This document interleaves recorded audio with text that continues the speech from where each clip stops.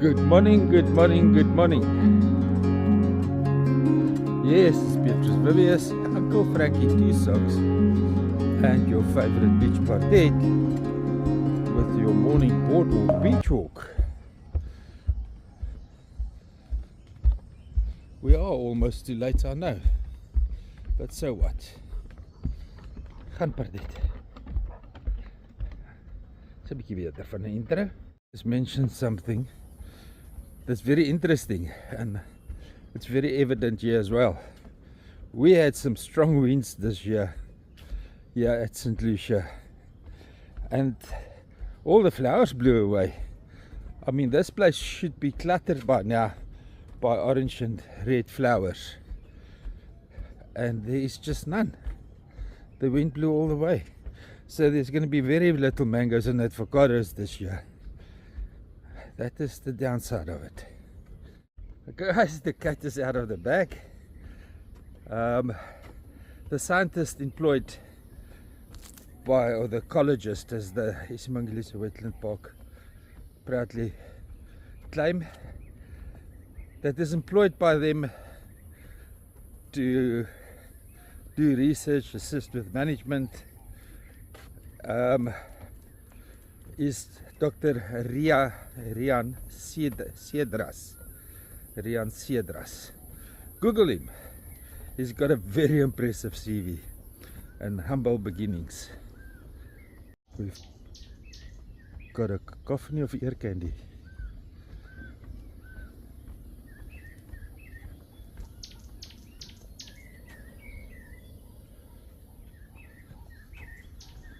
The Ratepayer Association, and I believe the Tourism Association as well, I'm not sure who's involved, and obviously iSimangaliso Wetland Park Authority is trying to get us onto the park run. I never knew it's an international thing.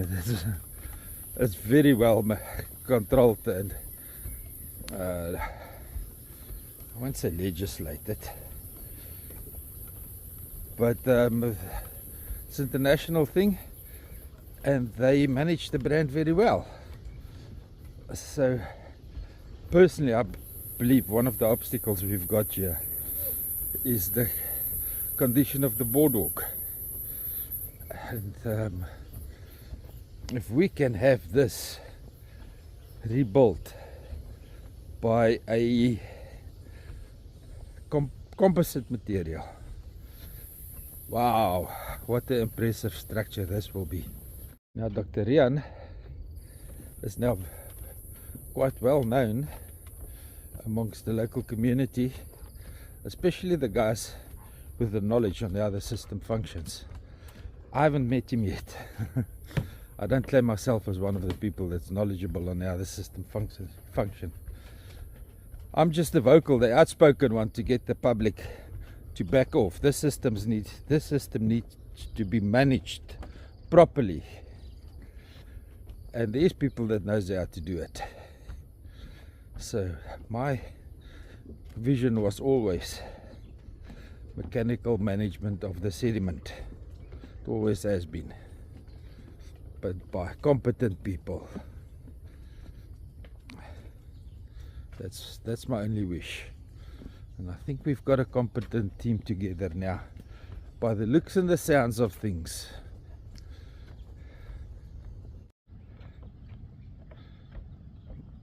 Tidal channel. I can't understand. Yesterday we got you, it was building up to high tide. Now it looks very low to me.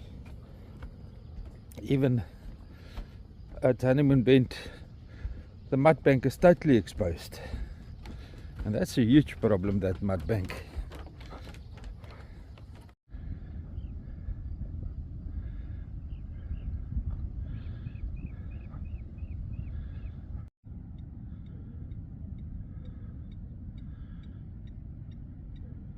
Have people fishing here at the estuary mouth. That is absolutely incredible.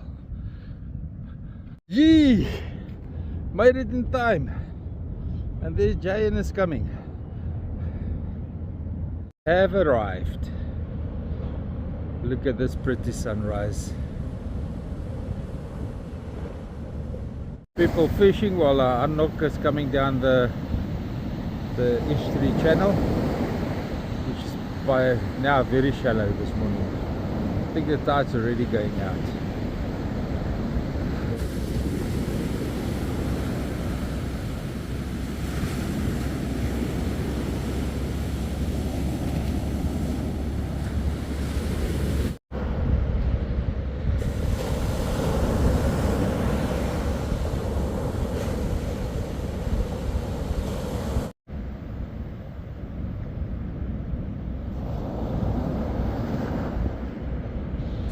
Look at Pardet.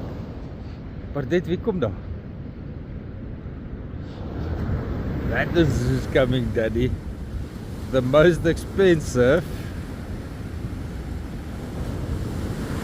muffin delivery vehicle in the country.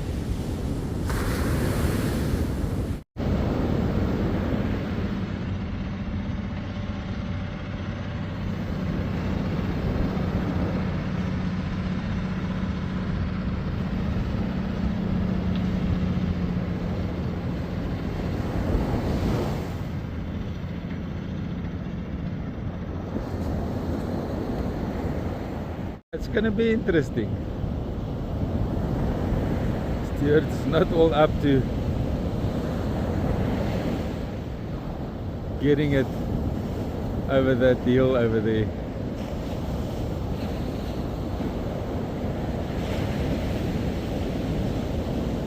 I said, no, it's not a problem, you can go. Yesterday he's had a slide, a slither towards the bank. Jan said, don't worry, go. Stewart says, I'm nervous. I would be nervous too, Stewart. I'm scared of heights. Tell Jan he must come and drive the rig. I agree with you. Jan convinced him to take it. What's going to happen with Ocean Commotion? Is it going to be an early launch, an early float?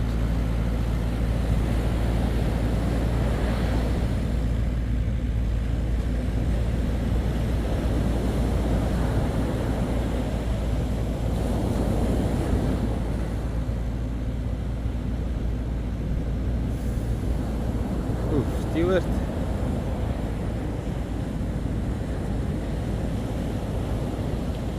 And the steer knows what he's doing.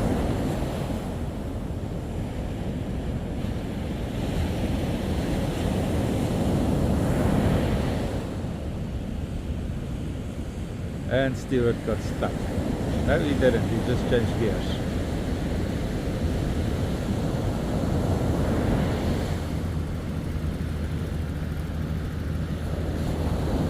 Stella, the next one. Pac-Man also arrived.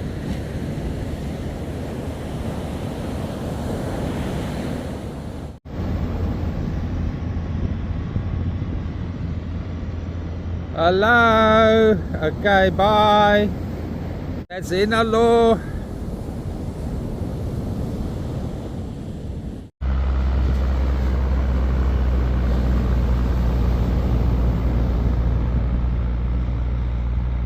Five-star is passed and B-line is on that difficult part of the sand in there.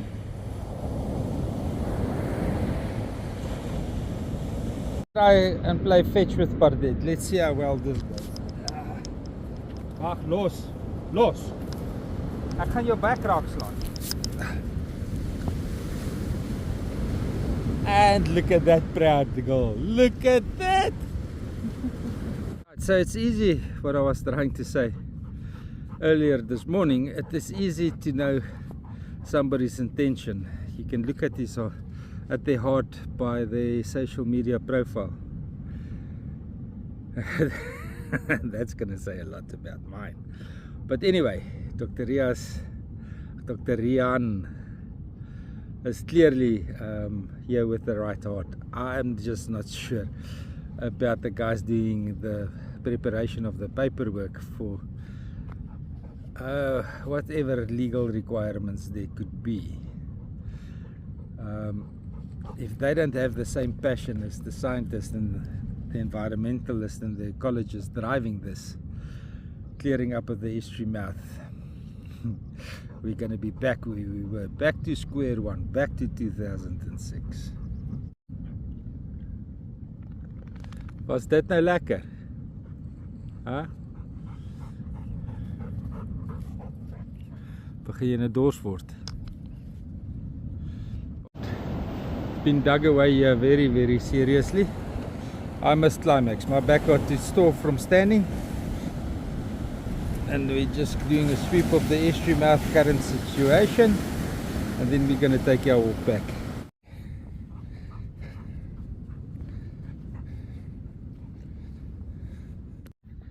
So we can't help Wiseman today. It's just not convenient. I've got nowhere to leave Pardette.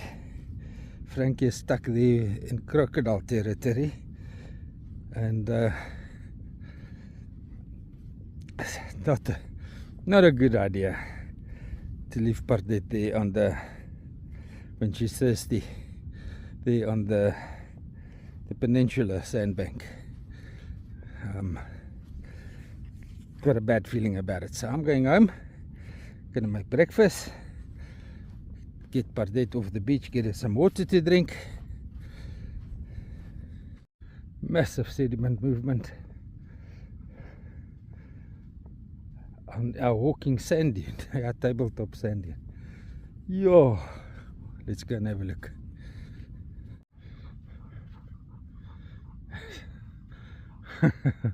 This thing is now moving at the great speed of light.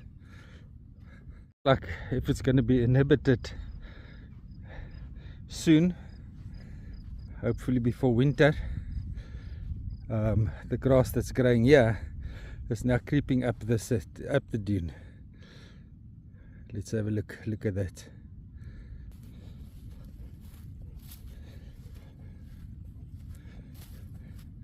It's amazing how quickly vegetation has established itself on the sand dunes. Come on, yeah, that's what I want to show. Zoom out a little. So hopefully this dune is going to be soon stabilized by vegetation. A little bit of human help about 7 months ago wouldn't have hurt. About 3 years ago, beautiful wetlands area where we watched the kingfishers feed. But yeah, it doesn't help to have the foresight to establish a wetlands here and nobody with the will to do it. Third link card here, Delta mouth is going to fail our children. Look at the rapid terra firma growth into the estuary basin towards the ski boat club. It happens in the blink of an eye. People say thousands of years. No, it's happening in annual life cycle. It keeps increasing. Let's show you how far the aftergrowth of the Casuarina trees has entered the estuary basin. Look at that, incredible, absolutely incredible.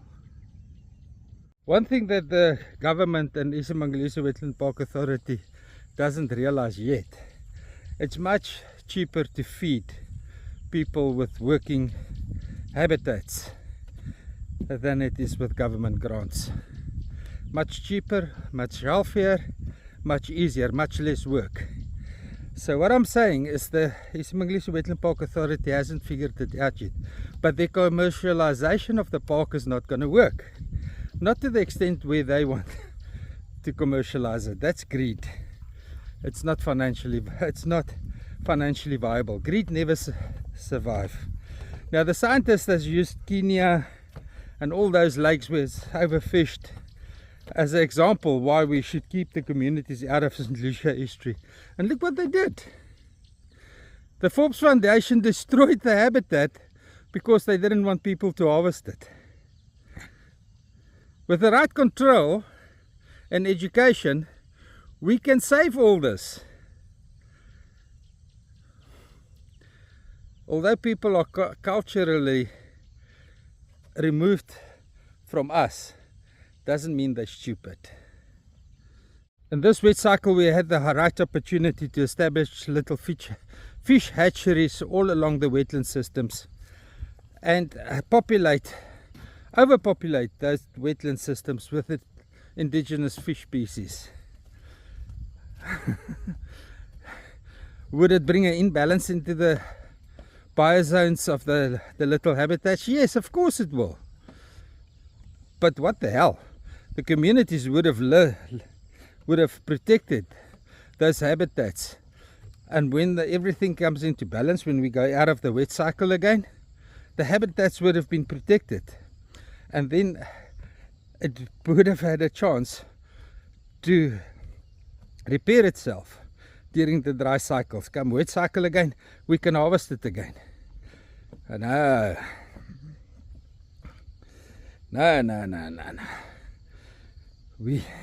We don't teach people to live with the cycles of the planet. No, we scare the shit out of our children, telling them that the planet is going to succumb to global warming. No, the planet is going to succumb to idiocracy. Fiddler crabs that's supposed to live here, that we were also excited that they are hatching or molding and growing here, they're not doing well.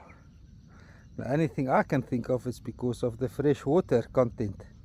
There's not enough salinity, and there's obviously no mangrove trees to feed them. Walking amongst us is extinctionists. People promoting the extinction of humanity because they believe the planet survived better without humanity. I can only say they're Satanists and atheists. That's all I can say. God created man, put us on the planet, and gave us dominionship. So yeah, if we can get our park run up and going, it's going to become a great tourist attraction that is going to need a lot of imported food all the way from the Philippines. And what other country harvests the ocean indiscriminately that we sit and enjoy at the restaurant tables? The mushrooms.